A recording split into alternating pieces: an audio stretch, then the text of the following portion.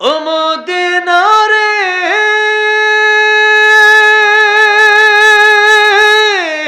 পাখি যদি হতাম আমি, উড়ে উড়ে যেতাম আমি, থাকতো না মনে কোনো যন্ত্রণা।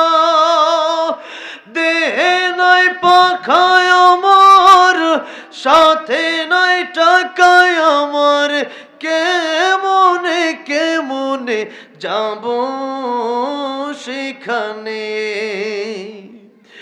ও মদিনার মাটি রে